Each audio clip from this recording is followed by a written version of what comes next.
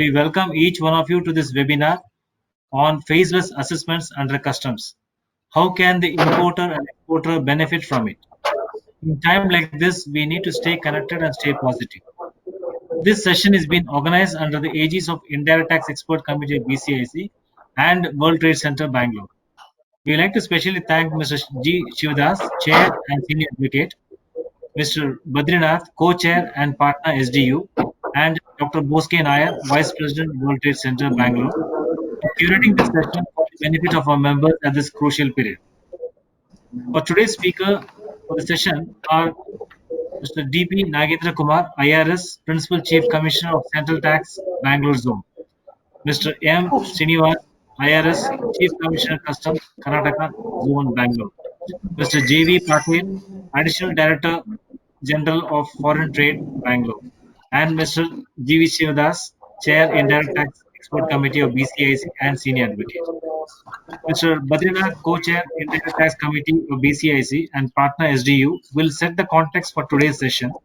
And the question and answer session will be moderated by Mr. Ramesh Vijay Raghavan, Customs and Trade Operation Manager, India, ABB India Limited. On behalf of the Chamber, we express our sincere thanks to Mr. D.P. Nagendra Kumar, Mr. M. Srinivas, Mr. J.V. Patil, and Mr. Ramesh Vijay Raghavan for accepting our invitation to address on this important subject. And we also like to sincerely thank the senior officers from the department who are joined for today's session. We would like to thank all the participants for joining for today's session. We also like to acknowledge and thank International Aerospace Manufacturing Private Limited, a joint venture between Rolls-Royce and HAL, for being a supporting partner for today's session. We request all the participants to kindly mute your mic and webcam options. This is to enhance and keep the bandwidth strong as well as avoid any disturbance in the background. Please post your questions in the chat box only. Also, be viewing the chat box for any specific instruction given by the organizer from time to time. The speakers will respond to the questions during the session, and in case time do not permit, we shall be sharing the queries to the members and shall revert back to you accordingly. Kindly note, the organizers will be disconnecting those participants who switch on their mic or webcam despite of our frequent request. May I now invite Mr. Badrinath to set the context for today's session. Thanking you once again to all. Over to you, Badri sir. Mr. Badri, can I interrupt briefly? Yeah, President Devesh Agrawal is also joined in.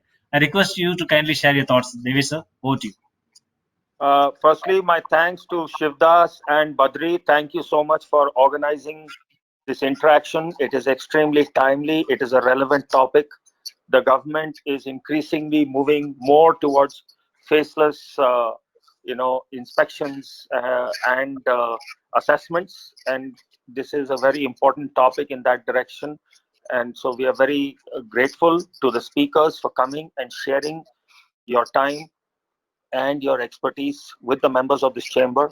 And of course, we always believe that the work of the chamber is done through our expert committees and leaders of our expert committees like Mr. Shivdas, Mr. Badrinath, and others. Thank you so much. I wish the webinar a lot of success. Badri, over to you, and thank you once again. Thank you, sir. Thank you so much. Thanks for the introduction, and thanks, Devesh sir. More importantly, sir, it is more than thanking Shivdas and me. I think we should actually thank all the speakers, Mr. DP and Mr. Srinivas, and specifically also Mr. Patil. And yes, the senior officers, Mr. Ashok, Mr. Imamuddin, and Mr. Basuraj Nalagavi. Thank you so much for sparing this time this evening with all of us. Thank you. Yes, I'll take maybe a couple of minutes before we go ahead. The structure, as Prithvi was telling, we have it in 5 parts, which is basically, first we'll take the opening remarks from Mr. DPN. Then we'll have Mr. Srinivas give us a perspective on the faceless assessments as far as customs is concerned. Third is Mr. Patil. We requested him to share his perspective from a DGFT's point of view. Then we have some legal insights from Mr. Shivdas. Then we'll have the Q&A session finally. So that's how the structure is going to be. So just to speak 2 minutes on this topic. Sir, whenever I have had a chance to discuss with anybody in the industry, etc., there is a lot of confusion on faceless and online. While online is they're very different. They are very different in reality. Online means it is just submitting of documents on through electronic mode, etc. Maybe the interactions also will be through an electronic mode. Whereas the faceless assessments is essentially, in my view, has three objectives. One is to contribute to speed. The second is, most importantly, anonymity in what is being done from the departmental side. Third is to ensure there is uniformity in the way the goods are classified or notifications are applied across ports, across India, across states, across officers, right? So I think that's a largest difference between something which is online and something which is faceless. There is, trust me, sir, there is quite a bit of confusion on faceless being misunderstood as online in the field. So that one there. So with this, sir, I think it's a fantastic step to move to the the faceless mode. Of course, online is going to be a key player in all this. With that, sir, may I request Mr. DPN to share his give his opening remarks on this.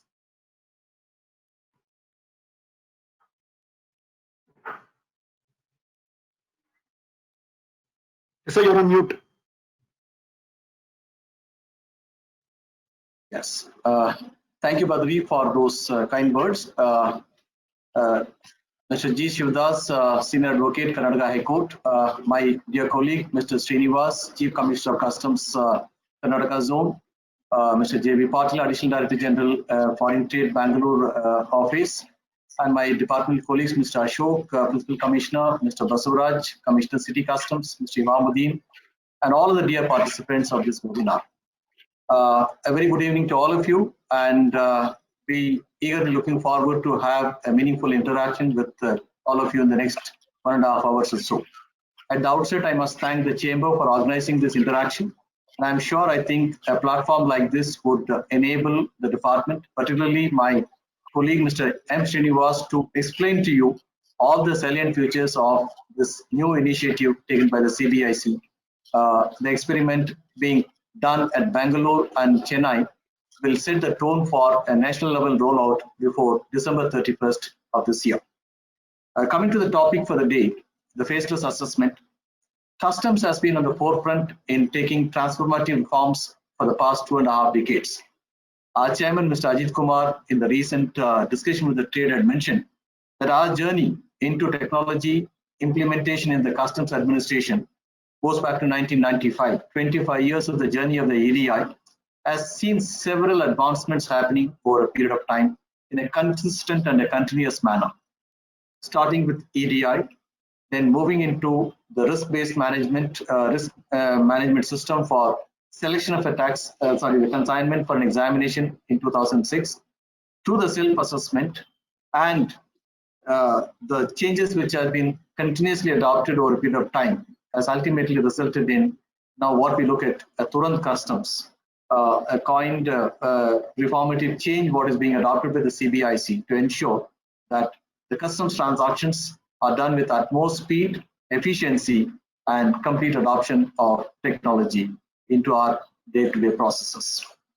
The faceless assessment is an important milestone in the sense that, as Badri rightly put it, it not only brings transparency, it brings accountability, it brings efficiency, and above all, it gives a transformative change in the way in which we do business. Now, faceless assessment from the departmental perspective would ensure that the assessments are uniform, standard, and universal in its approach as per the country is concerned. From a taxpayer perspective, a faceless assessment is going to ensure that the assessments are done in the most speediest manner and with due application of mind, and also ensuring that the difference in assessment practice leading to a commercially disadvantaged position will be a thing of past. Anonymity in assessment will have to be looked at from a positive aspect. Anonymity brings in a certain amount of professionalism. Now what we are looking at is that in order to carry on the business, the trade would import or export goods to the nearest location or the logistic convenience what they will feel which is more appropriate. But given the level of automation what you've achieved in terms of document processing, pre-arrival document submission, assessment, release, postponement of payment, and other key reforms what the customs administration has rolled out in the past, like e-bill of entry filing, out of charge assessment being given on a document in a PDF which you can download at your comfort level by a QR code. You are looking at a lot more reforms. For example, let export order. The moment your consignment is cleared by the customs, which is loaded onto a vessel or to an aircraft, you are notified by the customs so that you can carry on with your regular process of other compliance processes. All these automation efforts have done a lot in reducing the dwell time, transaction costs, and also bringing efficiency in the custom processes. Customs, by its all-encompassing approach, has been working with several partner government organizations, particularly with regard to the SWIFT. We have been working with 11 PGAs, and of course, we have been directly interacting with the DGFT as well with regard to a lot of processes related to import-export trade policy compliance to the customs as an implementing agency. We have been working very closely with several government partners. Now is the time that with the faceless assessment, our next stage to which we want to take the custom processing to a global level, truly global level, is to ensure that the anonymous assessment or the faceless assessment would bring complete geographical territory a completely thing of past.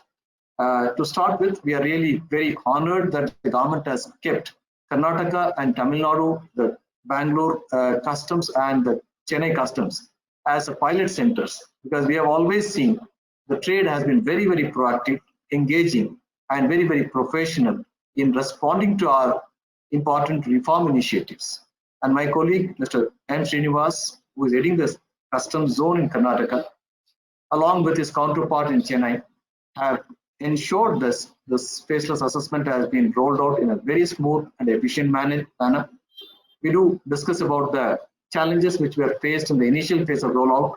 And what I understand, I think that the preparedness of the trade in the pilot study, which was carrying on for the last about close to a year or so, with effective support from Mr. Basavaraj, the City Customs Commissioner, who had a lot of experience in handling the automation, working in Mumbai Customs in the past, has ensured that every minutest details with regard to the documenting in the circular, providing a notification, and also ensuring the processes in the IT systems are working to the perfection, has ensured that this rollout has been very, very smooth affair.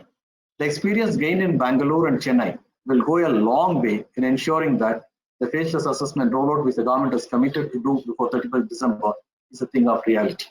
I don't want to take much time because all the nitty-gritties and the details, knowing Mr. Srinivas' professional expertise and competence and his presentation, I'm sure I think you will all benefit from his presentation and also engage him and his two counterpart colleagues, commissioners who are working with him, 3 commissioners, to get the maximum benefit out of this session so that every doubt of yours is going to be moved.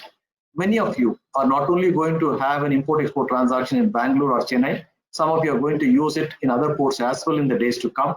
So the pilot, what is running in Bangalore and Chennai today, will come quite handy to see how you should plan your logistics, import-export in this faceless assessment era in the customs in other ports as well in the near future. Thank you very much once again to the organizers for giving me an option to be part of this session. It is always a great contribution. When we interact with the trade, when we interact with the stakeholders, we carry a lot of feedback.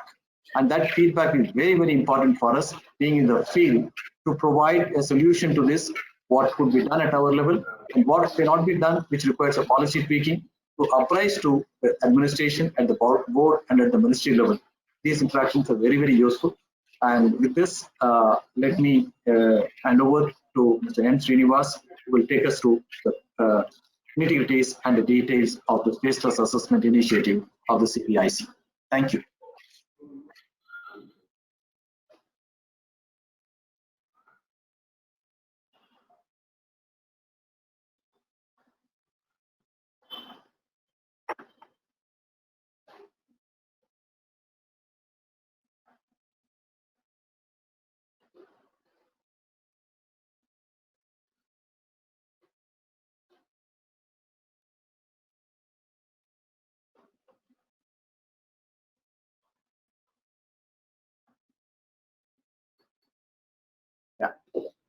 Hello.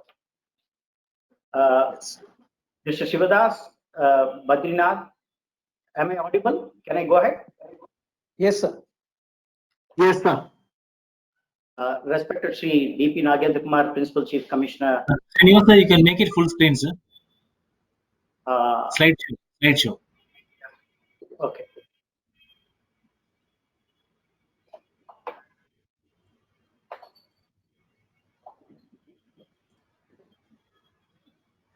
Yeah, is it coming now? Yes, sir. It's fine, sir. Yes.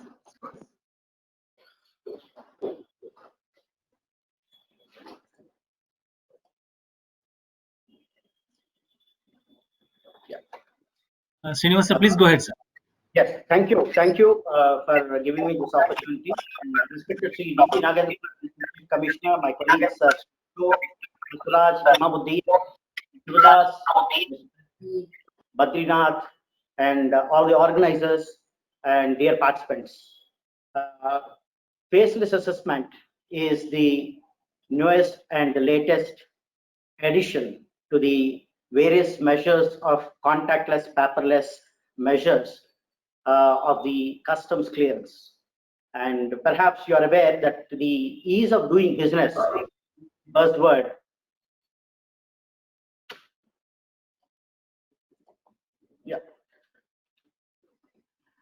ease of doing business is the buzzword for the last few decades, and that is one of the most critical components of the World Bank's index rankings for 2019. The trading across borders is one of the most important criteria, which is considered for the purpose of ranking in terms of the ease of doing business. And India now stands at rank 90 as on 2019 assessment is concerned, and we jumped from previous position of 146 in 2018 to the rank 80, a jump of 66 ranks, mainly because of various measures of the CBIC. And the history shows that the EDI was introduced 25 years ago. In fact, 2020 we are celebrating the 25 years of introduction of EDI. IceGate was introduced in 1996, RMS in 2005. The SWIFT, the single window interface for trade, is another very, very important measure which helps in simultaneously transmitting the documents to the PGA. The eSanchit, which facilitates in uploading the various documents. The facility for online registration of goods, direct port delivery, direct port entry of goods for import and export, the revised AEO program, the RFID e-sealing program, etc. These are all together have certainly helped in reducing the time of clearance and the cost of compliance. The faceless assessment under the umbrella of Turant Customs is a next generation reform which precisely means an anonymized or virtual assessment. The objectives of the faceless assessment are the speedy clearance, transparency, uniformity, objectiveness, and all put together will help in ease of doing business. It was initially contemplated during early 2019. First, a pilot run was introduced at Chennai only for Chapter 84 amongst the various customs locations within Customs Chennai, and it started on 14th August 2019. Similar pilot runs were made even at Bangalore, Delhi, Ahmedabad, and Vizag. Subsequently, on 18th February 2020, the board issued a consultation paper, put it in public domain. There was enormous response and a large number of valuable inputs were received from various stakeholders. And all these were taken into consideration, and now CBIC is ready for all India rollout of the faceless assessment. As a phase one of the all India rollout, Bangalore and Chennai were chosen, and the two chapters which are taken up for this purpose as a part of the first phase are Chapter 84 and Chapter 85. And the faceless assessment, or the phase 1 of the All India rollout of faceless assessment, started on 8th June 2020. The context also permits me to draw attention to various other IT initiatives and functionalities which were introduced recently, which contributes for the effective implementation of faceless assessment. The first among them is the amendment to bill of entry. Earlier, wherever the situation warrants for seeking an amendment to bill of entry, there was physical interaction, and in a scenario where faceless assessment is introduced, if the stakeholder has to approach the assessing officer for the purpose of amendment, it is virtually and practically not possible. Therefore, prior to introduction of the faceless assessment, a very important functionality which has been introduced is amendment to bill of entry online. Here is this application for amendment can be made, and supporting documents which are required in terms of section 149 are to be uploaded to the center, and the application automatically falls in the queue for the assessing officer. In case there is any further query, the officer can link, which will be electronically communicated. Otherwise, the amendment to the bill of entry will be carried on. The fee for payment for carrying on the amendment to the bill of entry will automatically get added to the final total liability of the customs duty. It appears in the relevant challan.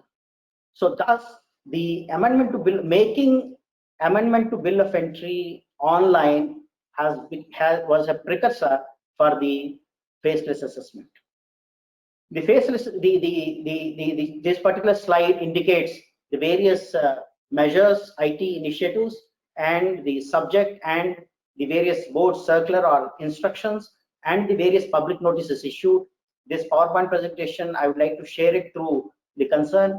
Perhaps it will help in case anybody wants to access. Otherwise, these public notices are already placed in our website.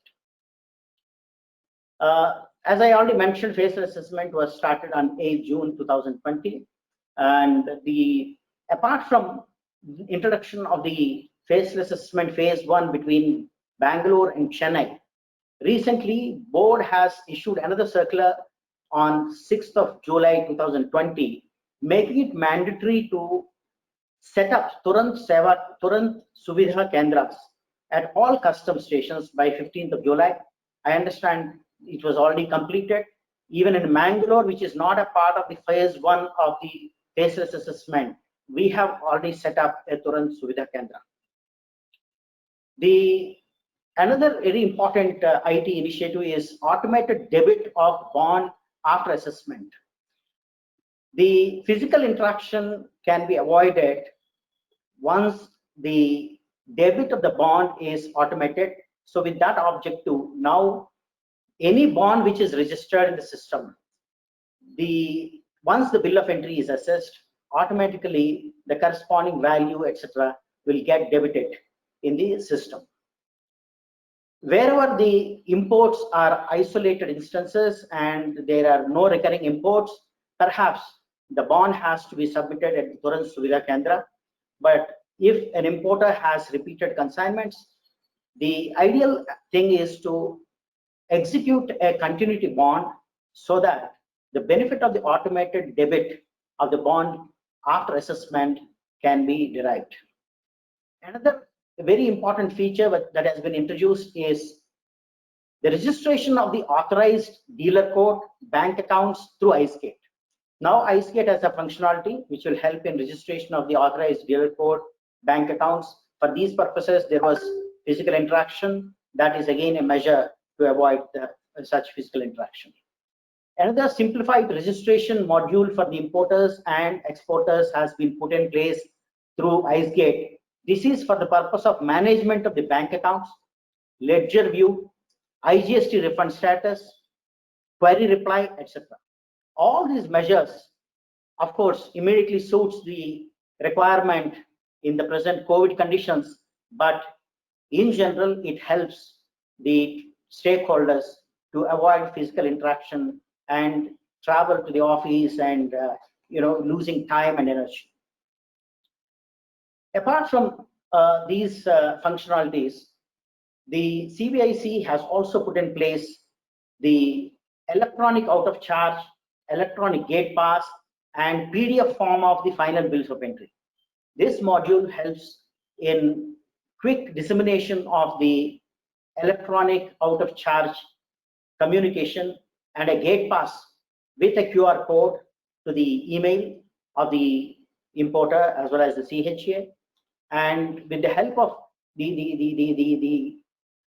details can be furnished to the custodian, and the gate officer can simply scan the QR code and allow the goods to go, because the QR code will help in detecting the relevant details and cross-checking. A similar the facility has been introduced in the form of the electronic let export order, electronic gate pass, and PDF of the final shipping bill on the export side. As I mentioned, the EDI we simultaneously in no time introduced in 1995. In no time introduced IceGate, thereafter risk management, and then SWIFT and eSanchit. Now the Turant Customs. The journey, the race is on towards the finish line to ensure the complete faceless, contactless, and paperless assessment. The statutory backing for the faceless assessment and to deal with the appeals were put in place through two notifications, notification 50 of 2020 and 51 of 2020. 50 of 2020 empowers the implementation of faceless assessment across zones. It enables the assessing officer physically located at a particular jurisdiction to assess the bill of entry pertaining to goods imported in another customs station when assessed by the ICS. Basically, the non-facilitated, non-RMS facilitated bills of entry alone are subjected to faceless assessment, and these bills of entry appear in this. They are assigned to the officers posted to faceless assessment groups at different locations. The bill of entry at random will get assigned to any of the assessing officer, irrespective of the fact whether the goods are imported at that particular customs station. Therefore, in most cases, the officer who is assessing may be at a particular location, but the goods are at a different location. But as per the earlier scenario and the legal status, the proper officer should be at the same customs location. In order to empower the officers located at other locations, this notification 50 of 2020 was issued. The notification 51 of 2020, dated 5/6/2020, empowers jurisdictional commission appeals to deal with the appeals in respect of the faceless assessment of imports within his territorial jurisdiction. Even if the goods are assessed by an assessing officer at some other location out of his territorial jurisdiction, still the commission appeals has the power, and that is with reference to the place of import of the goods. So these two legal provisions provides the authority for handling the assessment and appeals after introduction of the faceless assessment. FAG is the term which we are commonly using these days for the faceless assessment group. Like other groups, like group 1 to 7, group 5A, 5, etc. There is a separate group created in ICS that is called Faceless Assessment Group, FAG. And all non-RMS facilitated bills of entry to be assessed by these FAGs are marked by customs automated system to this particular group at random. And the other term which is relevant now is PAG, that is Port Assessment Group. These are the normal assessment groups.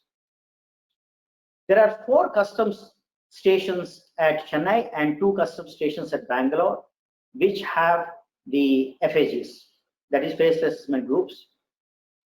The concerned principal commissioner or the commissioner are nominated as the nodal commissioners for the purpose of administratively monitoring the face assessment in coordination with the other nodal commissioners at other locations. This arrangement is to pave the way for establishing a national assessment commissionerate in the near future, when the faceless assessment is going to be pan-India. As per the timelines now prescribed for by CBIC, it is expected that by 31st of December, the faceless assessment is going to be pan-India. When it is made pan-India, obviously the national assessment commissionerates would be put in place. In order to support the faceless assessment groups at every customs location, to begin with, at the places where the first phase was implemented, Turant Suvidha Kendras was introduced, and subsequently board through that circular which I already mentioned, 32 of 2020, the Turant Suvidha Kendras were asked to be set up at every customs location. The role of the Turant Suvidha Kendra is a single point of contact to deal with various legal formalities which warrant physical submission or physical registration of the scripts or documents, submission of bond, bank guarantee, etc., which are related to the assessment and clearance of the goods at that relevant port. The major functions of the Turant Suvidha Kendra are accepting the bond or bank guarantee, carry out any other verifications that may be referred by the faceless assessment groups, facing of documents, permitting the licenses, registering licenses wherever required, defacing documents, then or debiting the documents or permits or licenses wherever required, etc. But this debiting of scripts is also likely to be, as of now, debiting the bond has been already made automatic. Shortly, we are expecting that the debiting of the scripts or licenses also would be online and automatic once it is registered. As far as the Bangalore is concerned, we have two Turant Suvidha Kendras, one at Air Cargo Complex and the other one at ICD Whitefields. And we have issued public notices giving the specific email IDs and telephone numbers for the benefit of the trade for easy communication, which are mentioned in this table, and the public notice also is also available in our website. This is the basic structure. The face assessment groups supported by the port of import, the normal assessment groups, port assessment groups, Turant Suvidha Kendras, and the nodal commissionerates. This is the organizational setup. Now I would like to deal with the quickly the procedure involved in dealing with the assessment by the face assessment groups. Once the bill of entry is filed online over IceGate under section, which is the mandatory as per sections 46 of the Customs Act, the simultaneously the importer or the concerned representative or the customs broker is also expected to upload the various documents, which is as normal as it exists even prior to the FAG. That is the invoice, packing list, bill of lading, authorization, permission, various certificates, scripts, country of origin certificate, chart account certificate, etc., through eSanchit. Once the bill of entry is falling in the category of non-RMS facilitated, and if it pertains to chapter 84 or 85 as of now, in due course it will get extended to all other groups. The bill of entry would get assigned to one of the officer of the faceless assessment group, FAG, for assessment. Once the bill of entry appears, the assessing officer conducts the necessary scrutiny. He may return the bill of entry for the purpose of payment of duty, satisfying himself that the self-assessment made in the bill of entry file is in order, and based on the documents, etc., he may refer the bill of entry back to for the purpose of payment of duty. Or at times, if the documents or information submitted are insufficient, he may seek additional information or documents for further proceeding with the verification. And at times, the consignment also may require examination or drawing samples for the purpose of testing. And this can be done on obviously at the port of import. So the necessary reference will be made to the officers, the jurisdictional officers at the port of import. The FAG may raise queries which may be warranted at times.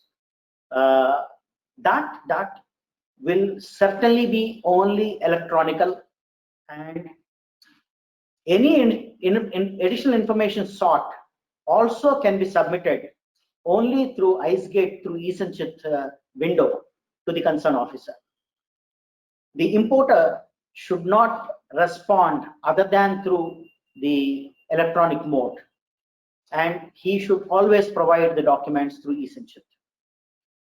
After scrutinizing the faceless assessment group, the concerned officer again may have the following modes of disposal. One, he may refer the matter, he may return the bill of entry for the purpose of payment, or he may disagree with the documents of the self-assessment despite the additional documents or information or the reply to the query, and then would be compelled to resort for reassessment. In such case, he would communicate asking the willingness or otherwise of the importer or his authorized representative.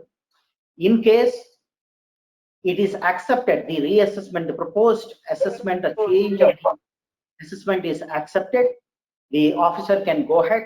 Otherwise, the assessing officer would be compelled to issue a speaking order in due compliance with the principles of natural justice. There would be certain circumstances where, in the course of accepting the self-assessment or for the purpose of reassessment, the officer in the FAG would be compelled to go for a second check examination. In such circumstances, he would be conveying specific directions to the shed officer at the port of import. He may also give directions for defacing documents, or to take custody of the relevant documents, or obtain NOC from the PG, the concerned PGA, or obtain the certificates like chartered accountant certificate or country of origin certificate, etc. Whenever situation warrants, the authenticity of any document may have to be checked, submitted through the ESanchit, may have to be verified. In such circumstances, he can give a direction to the officers of the port of import to subject those such verification through any external agency. If the FAG is of the opinion that the examination or end of testing of the goods is warranted, he may even go for first check. He may insist upon first check assessment, and accordingly, the necessary directions would be communicated to the officers at the port of import. The responsibility for sending the samples or feeding the relevant verification, examination report, test report, etc., lies with the shed officers. The FAG concludes that if the FAG concludes that the prior testing of the goods is going to take considerable time, or the bill of entry is can be assessed only provisionally and it warrants provisional assessment, then he can refer the matter to the port assessment group, and such reference can be made with the approval of an officer not below the rank of a joint or additional commissioner. If the imported goods are found to be subject to some restriction or prohibition or misdeclaration on the basis of the test report or examination report or both, then the FAG officer is compelled to refer the bill of entry to the port assessment group at the port of import for further necessary action in terms of section 124 and other relevant provisions. Irrespective of pending verification of FAG, irrespective of the verification report from the port of import, the FAG, if the importer requests for storage of the goods in the warehouse pending clearance under section 49, the reference can be made to the concerned port authorities, the officers in the port of import. The shed officers at the port of import would carry out the necessary verification, examination, and other tasks as required by the faceless assessment group, or required as per the compulsory compliance requirements, the RMS instructions. Basically, the RMS instructions also indicate certain requirements, and the fulfillment or compliance to the RMS instructions is the duty of the officers at the port of import. Anytime after the bill of entry is returned from FAG to the port of import, if the import goods are found to be subject to some restriction or prohibition, then the port assessment group may carry out the reassessment and further necessary action. The registration of bonds and bank guarantee is at the Turant Suvidha Kendra at the port of import. The procedure to be adopted by the FAG in exceptional circumstances is very, very relevant. I thought I will spend about 1 or 2 minutes on this. In certain exceptional circumstances, the proper officer of the face assessment group may, with the approval of the senior officer, not below the rank of joint commissioner or additional commissioner, transfer the bill of entry using the customs automated systems to the port assessment group at the port of import for assessment without completion of the verification at the FAG.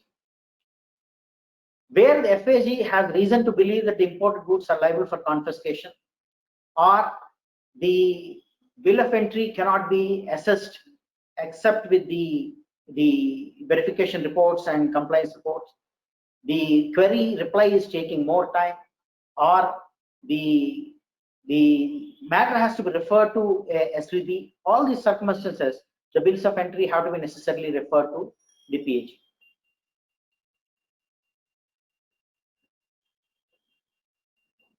At times, there are exceptional circumstances under which a bill of entry can be pulled from the FAG to the port assessment group, but this can be done only with the approval of the commissioner.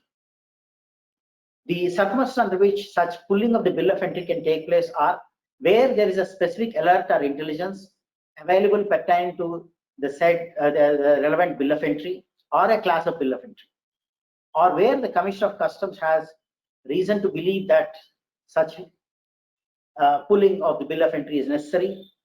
He can order for order the same, and such reasons are to be recorded in writing. I mentioned that the FAG has the power to passing an order, and the passing of a speaking order by FAG in respect of a consignment at some other location involves interaction only through electronic mode. First, the communication is through electronic mode. The submission of the documents through e-Sanchit, again electronic. And in case the adjudication is warranted, a speaking order need to be issued, then within 15 days from the date of assessment, in cases where the importer is not accepting for the reassessment only, then he need to conduct a personal hearing, and such personal hearing is through video conferencing. And there is an elaborate procedure prescribed. The guidelines are issued by CBIC for the purpose of conducting the virtual personal hearing. It envisages that first the concerned party should give a consent for participating in the virtual video conferencing, the virtual personal hearing. Second, the time, date, etc. to be notified. Third, the record of the personal hearing has to be communicated electronically to the party, which need to be verified and confirmed within 3 days. Within 3 days, in case it is not confirmed, automatically the initial record of the personal hearing would attain finality, and based on that the adjudication proceedings can take place. Within 3 days, in case additional submissions are to be made or additional documents to be submitted, the concerned party is at will and they can do so. The adjudicating authority is supposed to take all the material, including the additional documents, and decide the matter and communicate the order electronically. The appellate proceeding, again, any speaking order on reassessment is can be contested before the Commission Appeals. As I already mentioned, the notification 51 of 2020 dated 5/6/2020 provides authority to Commission Appeals to entertain to handle the appeal in respect of the goods imported within his territorial jurisdiction, even if they were assessed by FAG located out of his territorial jurisdiction. Provisional assessment, again, it is already covered, so I'm just skipping it. The amendment of bill of entry, I already explained. It is through electronic mode, and the online facility module has been created, and it is already found to be very, very effective, and many people are utilizing it. The guidelines connected with the face assessment envisages that exchange of communication is always through electronic mode, and authentication of electronic records is also mandatory. And all internal communication between FAG and Turant Suvidha Kendra, as well as the port assessment group, etc., is also through electronic mode. I already mentioned that the concerned principal commissioner or commissioner of every FAG has been declared as notified as a nodal officer for the purpose of monitoring the assessment practice followed by the face assessment group. And in Bangalore, Mr. Ashok for Air Cargo Complex and Sri Baswaraj Nalagave for the city commissionerate or the nodal officers. And the relevant details are already available and we placed even in the website. And in case of any difficulty, any stakeholder, they are welcome to communicate the information to even Chief Commissioner's Office. That is, the email is ccu-cusblr@nic.in.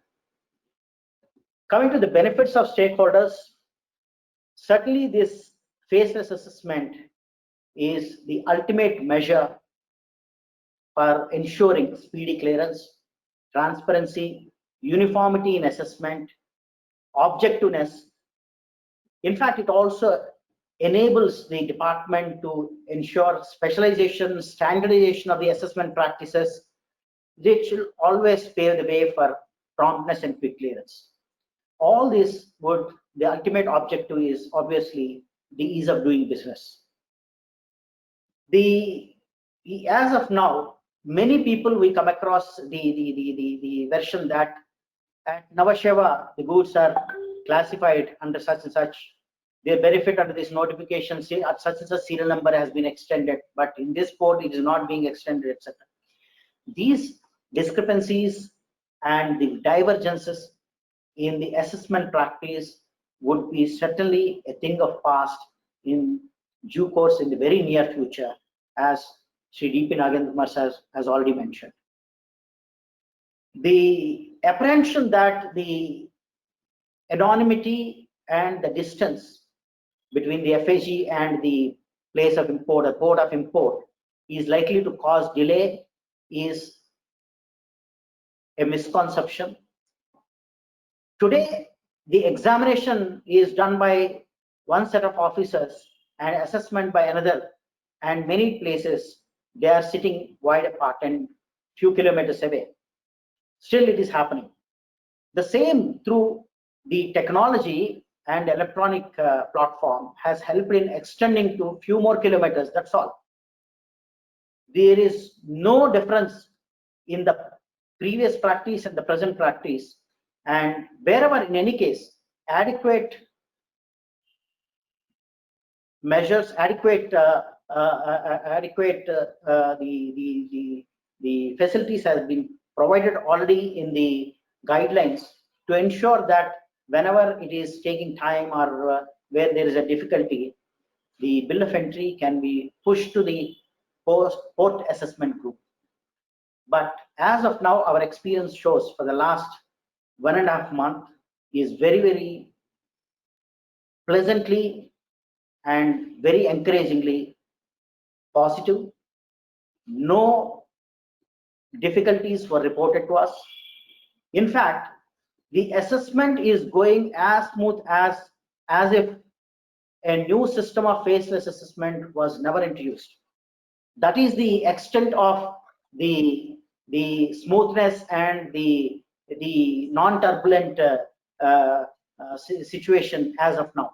We are extremely happy that Sri Ashok and Basavaraj Nalagave have been very, very proactive in handling any minor issues at the respective customs locations.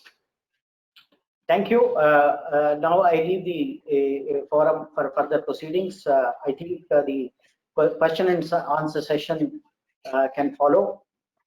Thanks for giving me this opportunity to make a presentation regarding the procedure of the face assessment group. Thank you.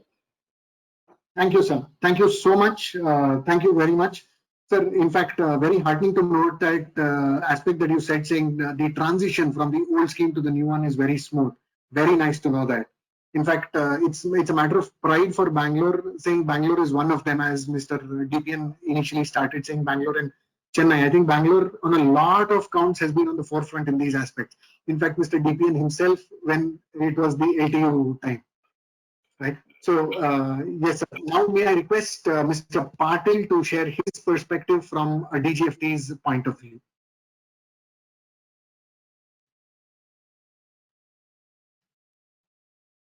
Hello, am I audible? Yes, sir. Yeah, good evening, Shivdas and Badrinath and Chamber and WTC and Nagendra Kumar sir, Srinivas sir, Mr. Ashok, Mr. Basavaraj.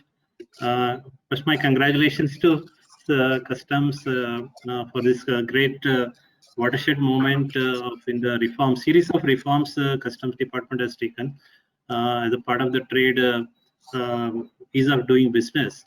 And we have been seeing that, in fact, in the every meeting, Mr. Commissioner, Chief Commissioner Srinivas sir always proactively pushes for how do we make it easy for the exporters. And this has been a great initiative, and it's I'm sure it's going to bring us into the ease of doing business index, also top to the in the world map. And I'm in fact I thank to sir. Today's presentation was educative to me also. I learned a lot of things, and what he said that it was already there a few kilometers. It has been extended much more, and people don't even aware that it is introduced. So that speaks of the smoothness with which it has been rolled on. And I'm sure we'll whatever the trade comes across, if there is anything, we'll definitely bring us back. We work closely with the customs authorities, and in the forum of the Chief Commissioner chaired meeting of the CCFC meeting also. I take this opportunity to just bring across few points, because major portion of the discussion will be on the faceless assessment. Even in the DGFT, with the support of the Department of Revenue, has taken in the last 3-4 years, and still reforms are also going on. As you remember, earlier MEIS scheme, under which the scripts used to issue, the exporter used to physically submit shipping bill copy, physically submit the entire file and bank certificate, and then we used to issue voluminous, and the certificate is to be printed. So it has moved on now. The shipping bill travels from the customs authorities to DGFT site, and the bank uploads the bank relation certificate, and the exporter submits an online application totally, and the script generated is issued online without any physical copy. So that has been a major, it took a lot of effort, and revenue supported this initiative, and that has been a major one of the benefit to the exporter. So from wherever he is, he can submit MEIS, he doesn't have to visit an office. And also in case of the variant advanced authorization, which he imports duty free our export promotion capital scheme, where he imports duty-free capital goods with export obligation commitment. There also the physical copy of the document will be done away, and the script travels online to the concerned customs authorities and also to the exporter. So there is no need for a copy of the license to be carried physically. And recently, HFC has gone under IT revamp initiative of the even IEC, which was already there, but in the new cloud server format, they have moved on. Any exporter can apply. It's not even approved by entities. In a document, virtual assessment of the document, IT gets generated at the exporter. He doesn't have to go to any office. Doesn't even the officer concerned doesn't even approve it has been issued.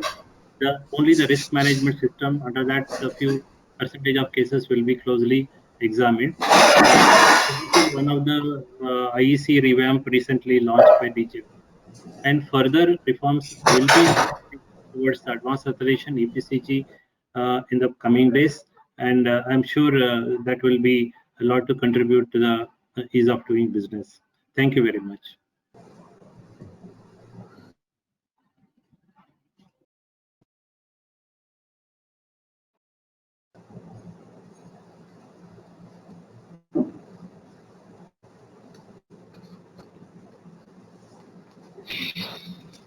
Shivdas, I don't see Badri online.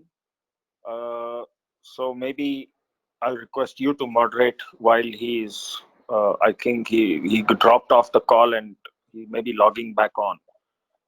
I will just request the participants, there is a lot of people who still have their mics that are unmuted, and then anytime there is any background noise, it comes and interrupts the presentation of the speaker. So just request everybody, please mute your mics, including the presenters. Please mute your mics. When you require, you can unmute and talk, sir. Please, thank you. Thank you, Devesh. Am I audible, sir? You are audible. That's very audible. Okay. Yes, sir. Very good evening to all of you, sir, and special thanks to Mr. DPN, Mr. Srinivas, Mr. Patil, and Mr. Ashok and Basavaraj. I think, in fact, when we thought about this presentation, when we thought about this webinar, I initially thought that in all my webinars I will make a presentation, but then last time our experience was Mr. Srinivas is very good at making presentations, so therefore we said we will leave it to the job of presentations to Mr. Srinivas, and all of us can talk seeing his presentation. Sir, it's a very good presentation, very sweet and very precise. I think first compliment to you for that. Thank you. Sir, I would like to take slightly a different point of view for this. That is because I have seen the way self-assessment has gone about in customs. I keep handling litigations from various companies. So what really has, how does it throw about issues to the assessees or the importers? I thought I will get into slightly a different way of pointing out some difficulties which people can experience. So from the legal point of view, I don't see a major challenge to these procedures, because from all these are to facilitate faster assessments and all that. So therefore, you really can't have grievance in the way government is doing this. And more important, when you're saying your faceless FAGs and the National Assessment Commissionerates that are going to be formed will have all India jurisdiction. So those jurisdictional issues may not really arise in this. But couple of things normally, sir, which the importers keep facing and which they keep telling me is this. Would there be a difference in the way our submissions would be considered when we have somebody doing a physical assessment as compared to somebody doing a faceless assessment? The reason is this. Now I'm sure Mr. Ramesh of ABB is here, who will moderate the questions. Now, if there are some real issues on classification, on explaining the particular product or the way the exemption notification is to be availed, then normally what happens, I think Mr. Ramesh would always take an appointment to meet Mr. Srinivas and then or Mr. Basavaraj and then say that go and explain the issues to him. And then when somebody from ABB goes and meets Mr. Srinivas, then Mr. Srinivas would have would definitely have a different look at the way the classification is being made. Now, the one fear which people may have, and this needs to be, according to me, removed. I mean, and that will take place over a period of time, is that now when I claim a classification of a particular product or when I claim an exemption notification, and when somebody who doesn't know me, who really is sitting somewhere else, who doesn't know me, how do you expect the benefit to be extended to me? How do you expect the classification which I claim to be the correct classification to be accepted? So this is one apprehension people may have. My take is that on this. Sir, I will complete it, sir. There are few more issues, then you can come out to the whole thing. So I'm only pointing out the point of views that can come. So therefore, one issue that can arise is that would I be in a better off situation in this faceless assessment, or would I have a situation where I claim a classification and then immediately the reassessment is done on the bill of entry without really understanding from me what is the nature of the product, etc. Now, my take on this is that when we embark into this journey of faceless assessment, I think it requires a tremendous change of mindset, both from the importer's point of view and from the department's point of view. And the reason why I'm saying this is that when the SSC wants to claim a classification or claim a notification, till now, maybe the one reason which people may have is that what is the rate of tax? Is the rate of duty less in this? Is the rate of duty more in this? Is this notification available to me? Though, of course, the rates have more or less been moderated maybe in the last 7 years or 10 years. It was not like what we used to have maybe 10 years before.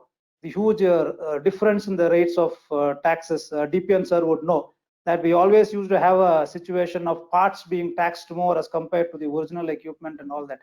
So now the rates are more or less rationalized. So that tendency may not be there, but definitely, yes, there are few items where the charges are more, taxes are more.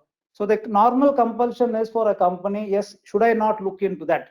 Though I keep always advising that a classification should never be attempted based on the rate of tax, because today the rate of tax will be low, tomorrow the rate of tax could be higher. And therefore, if you can't keep changing the classification depending upon the rate of tax.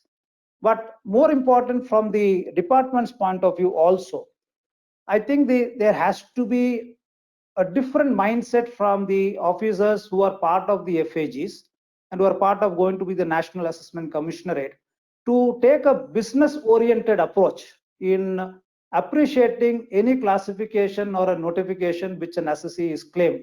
And therefore, maybe because now all your communications are going to be made electronically, there's not going to be a physical meeting of people, or through electronically, if it is possible, is it possible to provide all submissions? Because sometimes what happens is the system is designed in such a way that it doesn't accept letters in the manner in which we used to give it before. Therefore, would there be a change in that? These are all apprehensions people may have. So that's something which I want the department to really have a look at. The mindset of the officers have to change from the conservative one to a slightly business-oriented approach, so that the assessees would be too willing to be part of this journey of faceless assessment. At the end of the day, the whole purpose of this faceless assessment is always to ensure that when I file my bill of entry, I get my goods out clearly, and what my assessed, if it is correct, is accepted as right, and I don't land up in a litigation. The approach of an assessee today is definitely not to venture into a litigation. It's becoming too costly. It is becoming too time. It's not worth it. You don't get solutions in time. Therefore, that's one thing which assessees will have an apprehension. So that's something which I always think should be part of a greater approach in this FAGs. I was also looking at, sir, the responsibilities of the earlier it used to be part of the concept note said it is part of the NACs and JPCs, and now in the circular it has come as part of the responsibilities of the nodal commissioners. Now, what has been set out is extremely nice. Like, for example, you monitor the assessment practice for uniformity of classification, valuation, exemption. All that is very good, sir. But only one thing is, my request would be that when there is an attempt to say that this, for this particular product, because once an NAC says that this particular product is classifiable under this, or this notification is available or not available, it will have a all India ramification. It's going to be that every assessee, as Mr. Srinivas was pointing out, what earlier we used to have a situation where maybe there is an appreciative of the same product in the Navasheva and therefore a benefit is available. You can always come back and say that this is being extended by the Navasheva port and therefore why Chennai or Bangalore should not extend to me. But once the NAC takes a view, or once the nodal commissioners after interaction take a view saying that yes, this is available or this is classifiable, I think my request would be that before we take that view, there should be an extensive discussion with the sectoral trade and industry as to why this particular classification is right or not right, so that at some point of time there's a finality to these classifications. That is one request I would always have. The third one is the it's nice, sir, to hear that if the reassessment is to be done, speaking orders have to be passed, but sometimes it so happens, and we have seen it in a number of cases, that speaking orders don't get passed within this 15 days. In fact, they introduced a section 17(5) to ensure that speaking orders are passed on every reassessment being done. And therefore, if that is to be done, so that the process gets faster, the reassessment is being done, then we file an appeal, the appeal gets decided faster. Somewhere maybe in a 1 or 2 years time, we really come to know where we stand and we take a commercial call. So I think these are all few things which can emerge as apprehensions from the importers as a result of this FAGs. So, and this is not going to get solved in a short period of time. This is going to be a long process. And as Mr. Srinivas was pointing out, the experience in the last couple of months has been good. Maybe the next 1 year or so can throw up different challenges when it gets distributed to various courts, various ports and all that, various importers, different products. So it will pose a different challenge when it is getting done on an all India basis. But then if the approach of the department is slightly different and then look at a business oriented approach, I think this would be a great success. Because, and why I'm pointing out this, sir, is the faceless assessment from an intention point of view is extremely good, because you are looking only at the document. You look at the claim made, and then you look at the notification or the customs tariff, and then you apply it and then give the approval. You don't look at who is the person concerned, what is he telling me. That is the whole purpose of this faceless assessment, and it does work well. Now, for example, we have seen it in the courts. Now we travel across various courts in different places. So it's not as if we are familiar to all the tax benches across. But then the approach of tax benches across the country on a particular subject is more or less uniform. So therefore, it is my request that the faceless assessment will be a good success in case this business oriented approach is really taken into account. Over to Badri.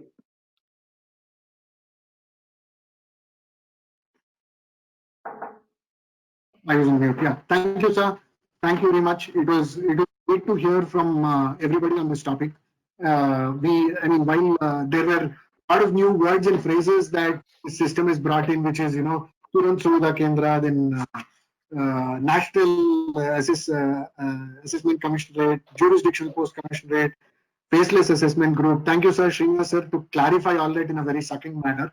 And now may I request Mr. Ramesh Vijayaraghavan to coordinate on the question and answers, please. We start with the questions which Mr. Ramesh has himself on this. Thank you, BCIC. Am I audible? Yes, sir, you are. Yes, go ahead. Hello, am I audible? Yes, please. Yes, yes, yes. Thank you so much. In fact, it is a wonderful platform where we have the policymaker also there. We have the implementation authority, and an icing on a cake, we have our senior advocate Shivdas sir. So what more we want in this forum? Sir, basically from the trade perspective, we have a lot of knowledge on this faceless assessment group. You have already issued a circular 28 and instruction 9 of 2020. But despite that, there are a lot of apprehension in the trade. For example, one of my trade fraternal friends asked me, already we are into a faceless assessment. That means as a importer, we always use a custom broker. So what is the change which is bringing in? Now also we are going to use a custom broker. He is the person who is going to interact with the custom officer and get the assessment done. Either it is in Chennai or in Bangalore. So what is this faceless assessment all about? So that one pertinent question, instead of coining it as a faceless assessment, can we say it is a remote assessment? Something like that. So the faceless assessment, basically that coinage of that word, some of my fraternal, the trade friends are asking me this. I will start this discussion afterwards.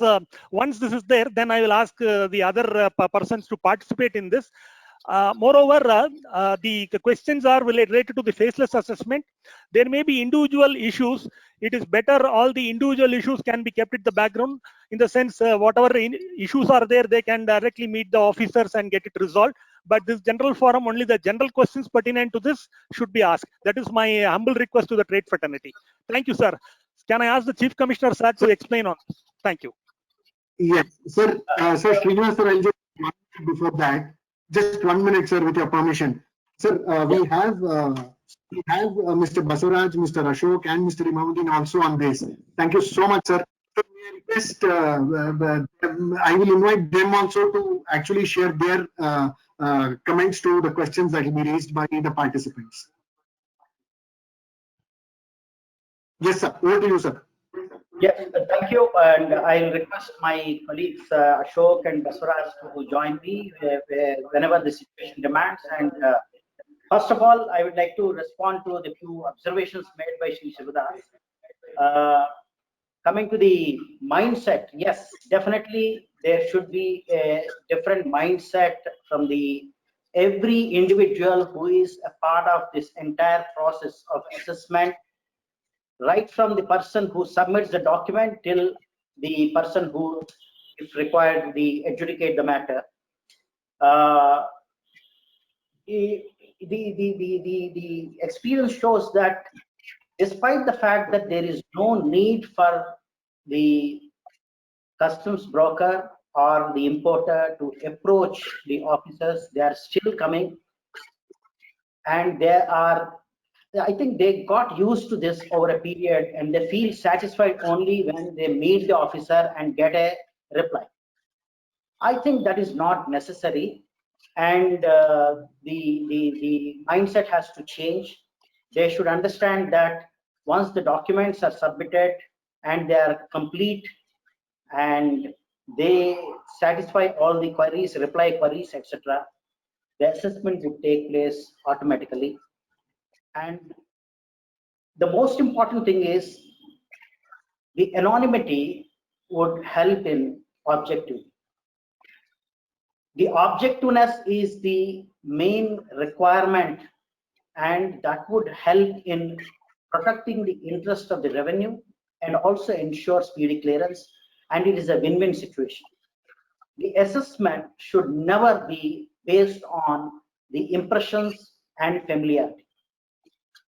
It should be based on facts, it should be based on documents, it should be based on the technical inputs. It should not be just because somebody knows me and he comes and explains me, or is a regular importer and he tries to impress upon me. It should not the decision should not vary. The very objective of faceless assessment is to ensure that the assessment is done in an objective manner based on the inputs in the bill of entry and the supporting documents. The classification, yes, it should not be based on the rate, and it should be based, again, the previous statement stands. It should not be based on the rate, and rate should depend upon the classification. Once the objective mode of assessment is assured, obviously it will protect the interests of the taxpayer, the importer, as well as the department. The responsibility of the nodal officers, you mentioned that the decision should be communicated and it should be all India by involving. See, on a case-to-case basis, it is difficult to involve the stakeholders. Wherever there is a dispute, it would get resolved through the normal legal process. But if a particular issue is consistently discrepant and in variance with the view of the trade, they can certainly make a point, and that can be examined, and as it is happening now, it can get decided to ensure that it is resolved in a proper manner. But the very objective of faceless assessment is to ensure uniformity. Even now, the officers of the commissioner and principal commissioner from Bangalore and Chennai, they are constantly interacting. For your information, there is a WhatsApp group in which constantly the information is exchanged, and so far we have come across one or two matters where the assessment practice was put to debate, and that was already resolved. And this should become a practice across the country when NACs are put in place. And the very objective is to ensure uniformity, and we guess there would be specialization and standardization as well. Maybe a place like Bangalore will get electronics for assessment. Another place like Coimbatore may get the Chennai and Coimbatore may get textiles and machinery. So something of that kind is anticipated, but definitely faceless assessment would ensure uniformity. Coming to the speaking orders, first of all, I should mention that today, just before this, I just verified what is the percentage of the facilitation by RMS. At air cargo complex, it is 80%, and at ICD, it is 76%. What is coming to the faceless assessment is only the rest of it. As of now, in fact, only chapter 84 and 85, assuming that the entire non-facilitated RMS, non-RMS facilitated bills of entry land up in faceless assessment groups, it would be only to the extent of about 20 to 25%. And for the last 1.5 months, we came across only hardly handful of cases where the information was, additional information was required, and the virtual mode of the personal hearing was required to be held. I request Mr. Ashok to respond on this and share his experience, and thereafter Mr. Basuraj also. Ashok, can you mention about the number of cases where the personal hearing was held, etc.? Sir, how much good evening, sir. the officer to pass the order also? So, good evening, sir, and thank you. We have come across one case where it was heard on the video, actually, sir. Only one case, and there was one case where we have had a discrepancy, and the matter has been sorted out with Chennai. So these are the two cases I have come across here, sir. And I have checked up even till date. Barring these things, I have not come across any query which has been escalated to me for any resolutions also. So that is what I would like to add to your clarifications which you have provided, sir. The case which was heard by through virtual medium, was it adjudicated? How many days it took for us, for the officer to adjudicate?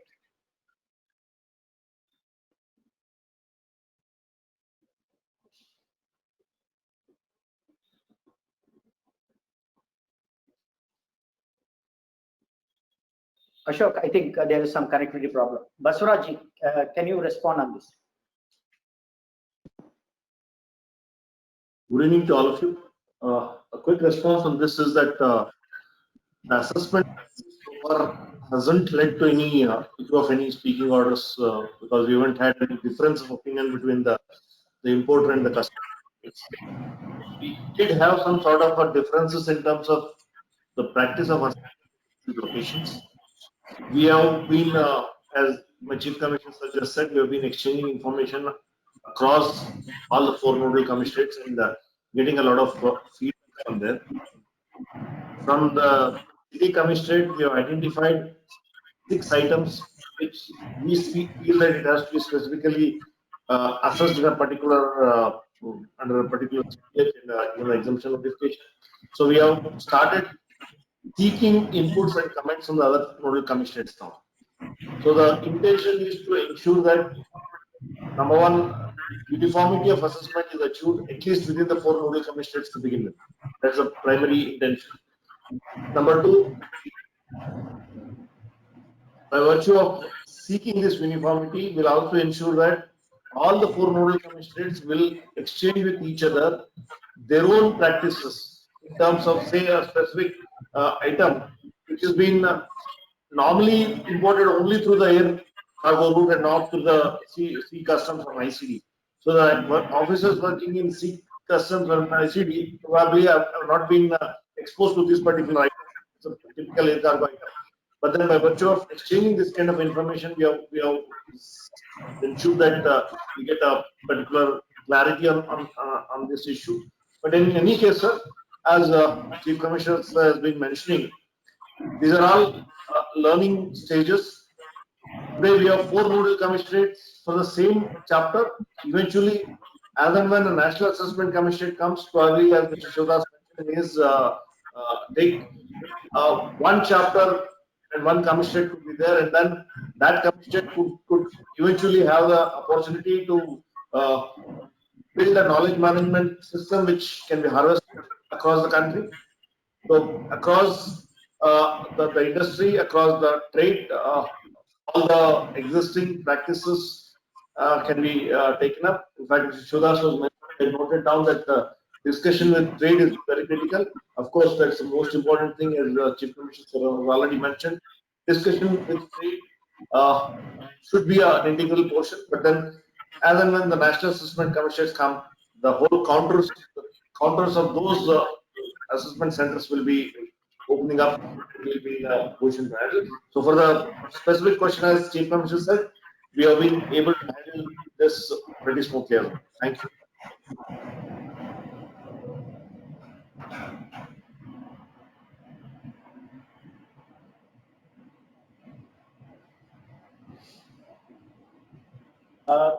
With regard to the suggestion that the faceless assessment name of the the new module that faceless assessment to be renamed as remote assessment or something, I don't think there is anything in the name, but it is very easy to communicate, and it conveys meaning better if it is faceless assessment. Maybe because of that it's mentioned like that. Beyond that, I think we have no comment. Next. I find there are a lot of questions, but some questions, I think this Devesh Agarwal has raised question. This is basically with regard to his own case where vendor owns the product, goods manufactured from other people exported. It is better you need to ask your consultant and then to deal with it, because it's nothing to do with the facement assessment here. No, the reason I asked that question, was because we have a chance where, as you said, we have the policy maker. See, these are issues that are going to impact Atmanirbhar, and it is going to impact industry at a post-COVID level. And we are making specific recommendations to the finance minister.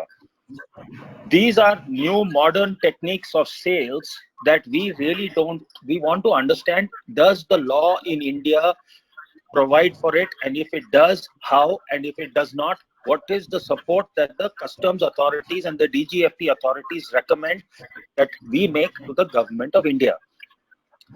Drop shipping, for instance, is quite a common affair. Now, the problem with drop shipping is that technically the seller is the, say the person who owns the product, but the person who manufactures the product could be a contract manufacturer. Now, that contract manufacturer can be an EHPP, so they have got certain, obligations to meet insofar as the customs authorities are concerned. But the invoice has to be raised by the exporter, quote unquote, who could be, like I'm just using an example, say Apple India with Foxconn India. So what are the systems that the customs and DGFT are putting in place to execute these new methods of sales transactions, which will increasingly start coming to India? Sir, sorry to interrupt. Actually, we are on a topic on faceless assessment. There are a lot of other queries with regard to the law and procedure. People may have it. I think yours is well taken, sir. I think you can definitely represent. We will also be there as part of trade to represent on this. I think this particular forum may not be apt. I will leave to the Chief Commissioner, sir, to explain this. It is not the definitely a right forum to ask this question. I request the concerned to please send a mail to us. And anyway, you said you are representing before the ministry. We'll also have the benefit if it is marked, a copy of that is marked, so that we'll also examine. Sir, I'll fix an appointment and come and meet you, sir. Welcome. Thank you. Thank you. Then we have another question: how to register our email ID to get digital shipping bill and BOE? I think that is already there in the IceGate. There is a registration, simple registration process is there. People can get registered. So this is not a question to be put to the forum here. There is another question by Rangaswamy. At present, application for import of goods, concession rate of duty rules is made through designated mail. This procedure may be made permanent as a furtherance to ease of doing business. Sir, this is one point where we find that the ease of doing business, especially where the annexure procedures are followed, that customs duty, concession rate of duty, that notification 68 of 2017, normally we present a physical copy. Now, because of the COVID situation, the electronic communication is accepted. So there is one request from the business saying that this can be made a permanent feature henceforth. Yeah, definitely. Through e-Essentials, the document can be submitted and that process can continue. Any document required for assessment can be submitted through e-Essentials. So the same procedure. Sorry, sir. Okay. Sir, I think the questioner is asking about, this is an issue pertaining to the EPC divisions with the customs here. In EPC, thanks to the lockdown, we are done away with, because the exporters, especially the EHTP, STP units, EO units, had to visit every day to the EPC divisions. That's where Sir, Chief Commissioner sir may recall this. This we had moved away. So they're suggesting, it's a good suggestion. That means we have succeeded in coming out with a solution which has helped a lot of people. So we have noted your suggestion with that. After discussing with Chief Commissioner, we'll take it ahead. How to take it further, even after lockdown, the whole concept of doing things. This is an EPC issue, we're taking more. Thank you.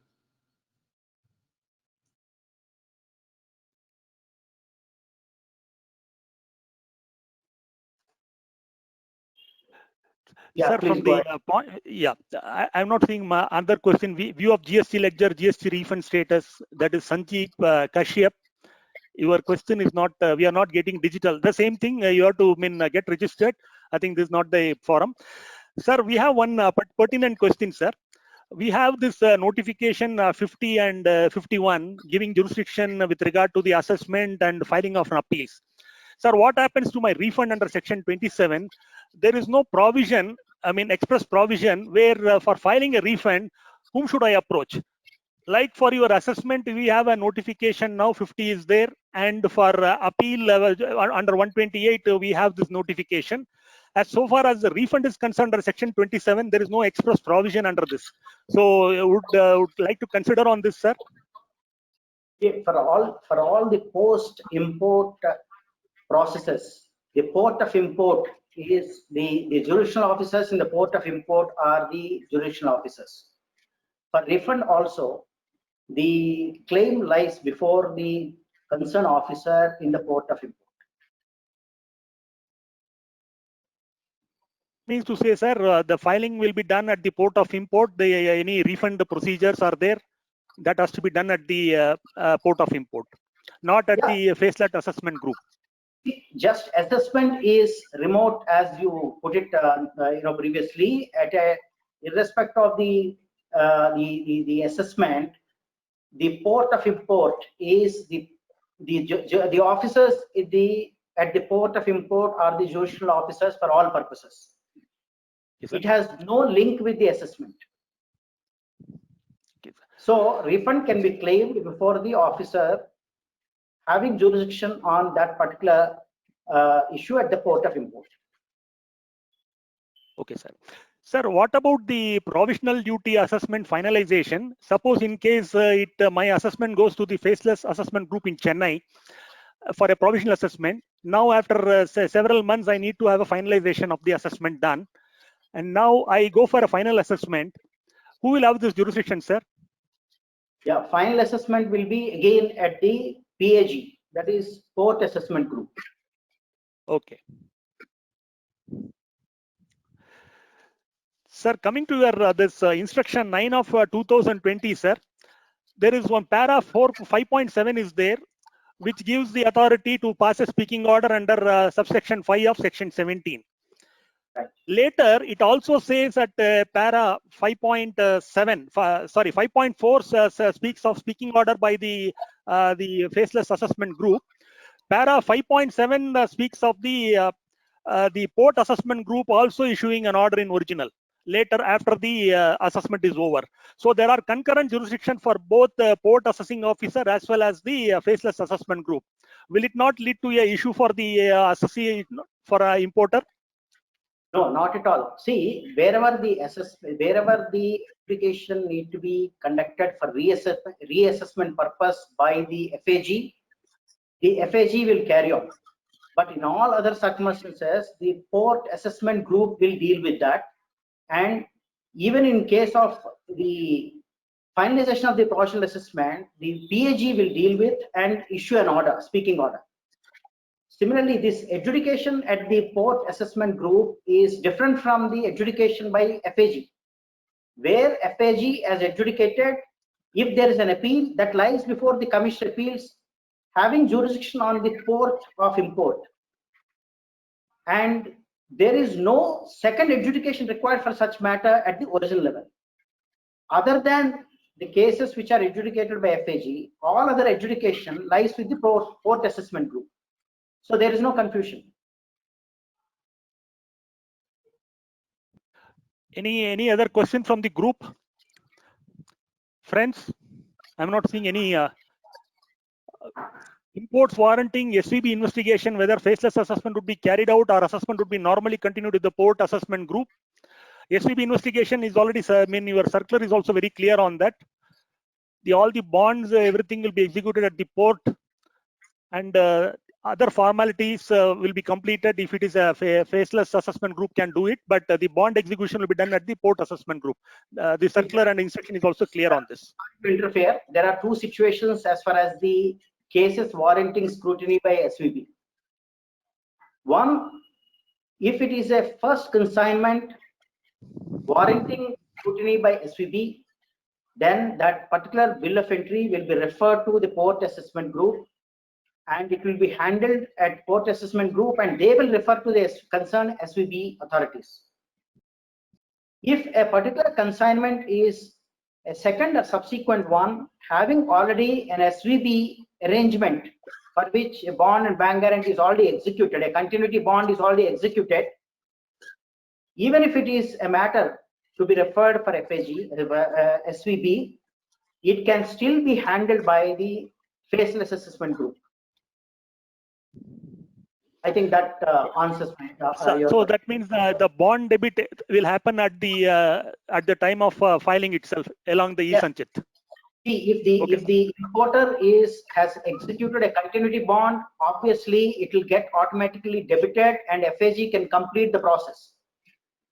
In case it warrants a separate bond, and there is no continuity bond, and for first consignment a limited bond is submitted, and for the subsequent one a separate bond and bank guarantee need to be given, then at the port of import they need to submit the necessary bond bank guarantee at the Turant Suvidha Kendra and communicate the relevant details to FAG, and the FAG will complete the second and subsequent consignment. Okay, sir. Sir, there is one interesting question here. A bill of entry is filed with multiple HSN codes. As you rightly said, now 84 and 85, where when it is a non-RMS, it goes to the faceless assessment group. Where in case of a bill of entry has got multiple chapters, like 84, 85, chapter 90. How that has to be treated, sir, in that case? Whether this bill will be again going to the faceless assessment group? Yes, good question. See, in the current scenario, not only 84, 85, some of the goods falling under chapter 40, maybe some rubber bush may be there and rubber item, sleeves may be there, etc. And some valves may be there and some other plastic items may be there. So predominantly if the bill contains the items pertaining to 85 or 84, then only it goes to FAG in the current scenario. If the goods are predominantly containing goods or the falling under other chapters other than 84, 85, it is not marked to FAG as of now. It goes to the port assessment group in the normal assessment goes on. Thank you, sir. Sir, there is one more question on this. It is not really on that faceless assessment, but this is a pertinent question Surya Prakash has asked. The PDF copy of the bill of entry shipping bill should help in for EPCG and advance authorization EODC. Are we going to do away with this physical copy for getting the EODC, sir? Any such, because there is already a linkage between DGFT site and customs. And colleague is able to answer that. And these documents generate containing a QR authenticity can be verified. I'm sure I think Joint DGFT will also be able to with those documents. I think we can have the benefit of the view of Mr. Park.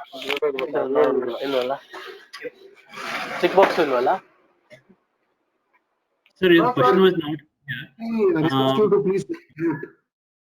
In case of EPCG, the copy of the import details he provides, but what exactly the question was not clear. But anyway, the moving on the EODC online platform for different schemes, the discussion is going on at the DGFT headquarters. But right now, for the closure advance license, the EPCG bill of entry details are provided. But what exactly the question is, I'm not clear.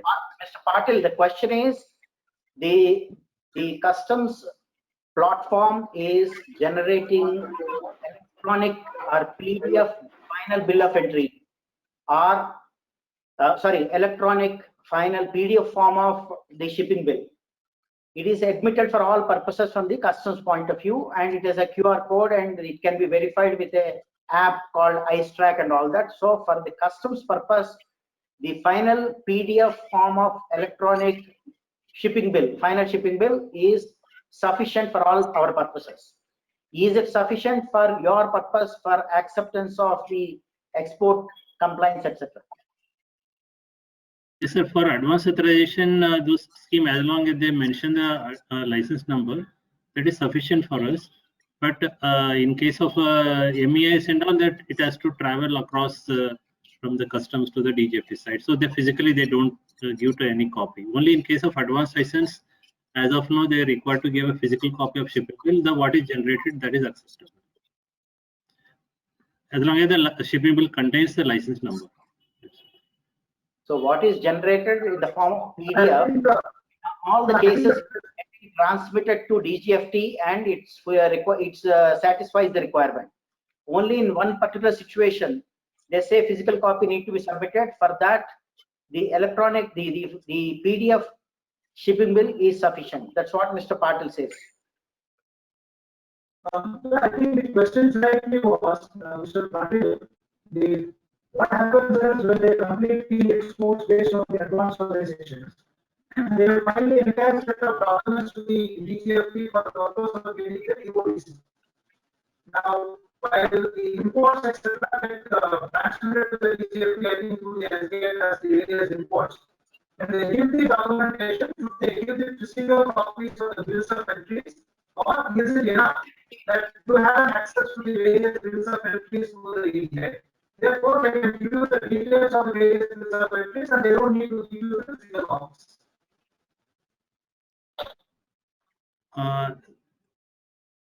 Ability problem, sir. I think you can send an email, then I can respond what exactly the issue. Okay.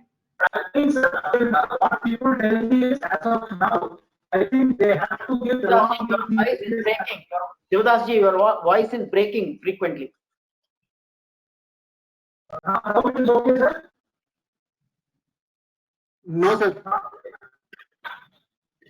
No, sir, your voice is not clear.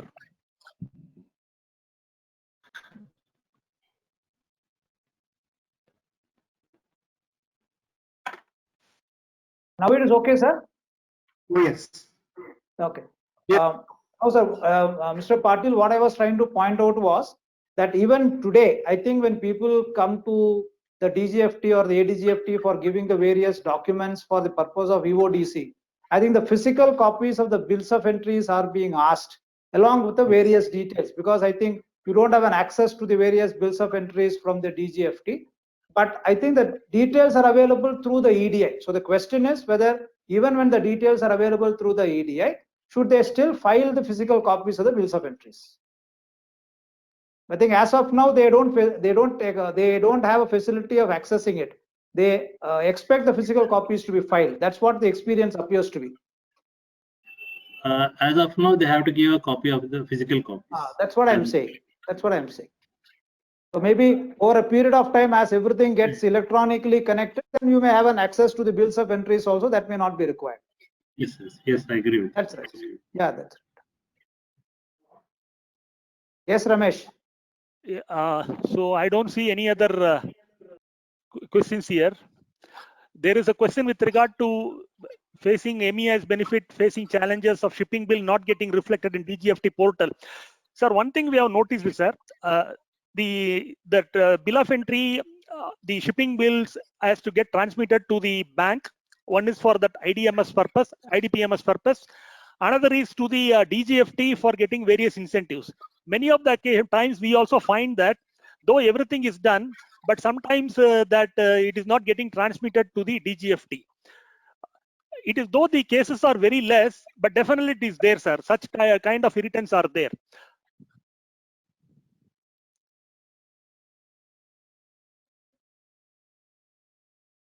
Those cases you can bring to our notice and customs authorities also, but otherwise I don't see much of the cases coming nowadays because it has been quite, but even one case we are concerned with that, but please bring to our notice in case anything is there.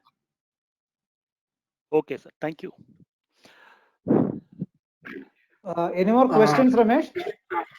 No, that's it. From my end, it is I mean, all the in chat window, that's all I could make out. There is no more questions in the chat window. Okay, thank you, Ramesh, so much for coordinating on this question and answers. And yes, it was very interactive, and I'll request now Mr. Bose to actually share the closing remarks. Thank you, Ramesh. It was a wonderful program.